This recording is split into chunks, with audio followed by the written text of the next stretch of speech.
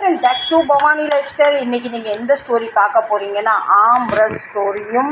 ஒருத்தங்க இந்த கமெண்டில் கேட்டிருந்தாங்க ஒரு 15 நாளைக்கு என்ன, அது இன்றைக்கி தான் அதுக்கு நான் பதில் தரப்போகிறேன். ஆம்ரஸ் ஸ்டோரியும் நம்ம பூரியோட ஸ்டோரி தான். சரிங்களா, வாங்க வீடியோக்குள்ளே போகலாம். வாங்க சாப்பிட்லாம். ஒரு கிண்ணத்தில் ஆம்ரஸும் ஒரு கிண்ணத்தில் ஒரு தட்டில் பூரியும். ஒருத்தவங்க என்கிட்ட கேட்டிருந்தாங்க, அது எப்படி சப்பாத்தி கூட ஆம்ரஸ் சாப்பிட்றீங்க, டேஸ்ட் எப்படி இருக்கும் அப்படின்னு. அப்போ நான் சொன்னேன், அவங்களுக்கு ரிப்ளை கொடுத்தேன். இருந்தாலும் சாப்பிட்டு காட்டலாம். சப்பாத்தியை விட பூரிக்கு இன்னும் டேஸ்ட்டாக இருக்கும். மும்பையில் குஜராத்தி மார்வாடி கல்யாணத்துக்கு போனால் இந்த பூரியும் இந்த ஆம்ரஸும் இல்லாத கல்யாணமே கிடையாது. இதை இப்படி எடுத்து டீப் பண்ணிட்டு வாயில் வச்சு வைக்கும் போது நம்ம நாக்கு தாண்டவாடும், பரதநாட்டியம் ஆடும். அப்படி ஒரு டேஸ்ட். என்ன பண்ணுறாங்க பொசுக்குன்னு இப்படி கேட்டு போச்சுங்க, என்ன டேஸ்ட்டுன்னு என் மனசு பொக்குன்னு போயிட்டு. ஆமாம், இதெல்லாம் சொன்னால் தெரியாது. இப்படி பிச்சு பிச்சு இப்படி முக்கி சாப்பிட்டா 10 பூரி சாப்பிட்றவங்க 20 பூரி சாப்பிடுவாங்க. அப்படி ஒரு டேஸ்ட். இதெல்லாம் சொன்னால் புரியாது, சாப்பிட்றவங்களுக்கு தான் அந்த டேஸ்ட்டோட அருமை தெரியும். ஃபஸ்ட் நான் என்ன சொல்கிறேன்னா, என் வீடியோ மும்பையிலேருந்து பார்க்குறவங்களுக்கு தெரியும். இல்லை உங்கள் சொந்தக்காரங்க மும்பையில் இருக்காங்களா, அவங்கள்ட்ட கேளுங்க ஆம்ரஸ் பூரியை பற்றி. சப்பாத்தியும் நல்லாயிருக்கும், ஆனால் சப்பாத்தி சூடாக இருக்கணும். பூரியும் சூடாக தான் இருக்கணும். எப்படி இருக்கணும்? சூடாக இருக்கணும். ஆம்ரஸ் ஜில்லுன்னு இருக்கணும். எப்படி இருக்கணும்? ஜில்லுன்னு இருக்கணும். அப்போ தான் டேஸ்ட் கூட இருக்குது. நான் பூரி செஞ்சு வச்சு அரை மணி நேரத்துக்கு மேலே ஆகிட்டு நம்ம பூரி ஆறிட்டு நமக்கு சூடாக செஞ்சுருக்க ஆள் இல்லை பார்த்தீங்களா.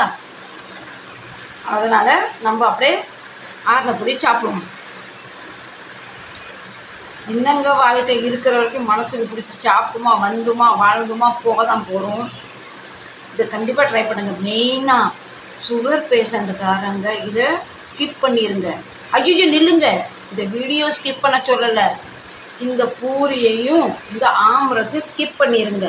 பின்ன அதுக்கப்புறம் கமெண்ட் பண்ணி என்னை திட்டுவீங்க, நீ சொன்ன மாதிரி சாப்பிட்டேன் எனக்கு சுகர் ஏறி போச்சுன்னு. சரிங்களா. பின்ன இன்னொரு விஷயம், இந்த ஆம்ரஸ் முதல் தூக்கலாக சீனியை போட்டுக்கோங்க.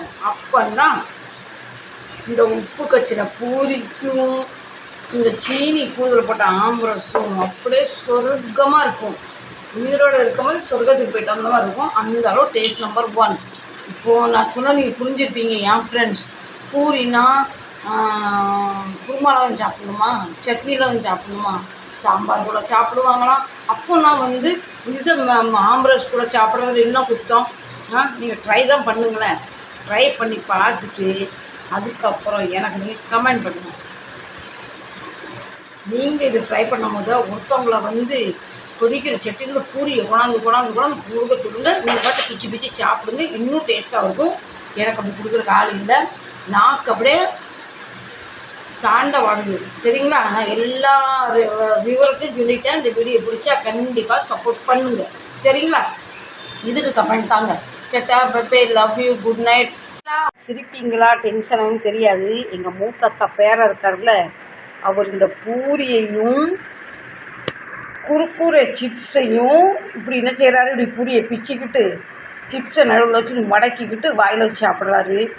இதை எப்படி வேணால் சாப்பிட்லாம். சரி ஃப்ரெண்ட்ஸ், இந்த வீடியோவில் இதோட முடிக்கிறேன். அப்புறம் லென்த் ஆயிரும், நீங்கள் பார்க்க மாட்டீங்க. கண்டிப்பாக சப்போர்ட் பண்ணுங்கள், சப்ஸ்கிரைப் பண்ணுங்கள். நீங்களுமே கண்டிப்பாக இந்த மாம்பழ சீசன் முடிகிறதுக்குள்ள இந்த மாதிரி ஜூஸும் பூரியும் பண்ணி சாப்பிட்டு அசட்டுங்க. உங்கள் ஃபேமிலி சர்க்கிளில் எல்லாருக்கும் கொடுங்க. சரிங்களா.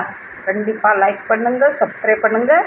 முதல் தடவை பார்க்குறீங்கன்னா கண்டிப்பாக சப்ஸ்கிரைப் பண்ணிக்கங்க. பாய், லவ் யூ, குட் நைட்.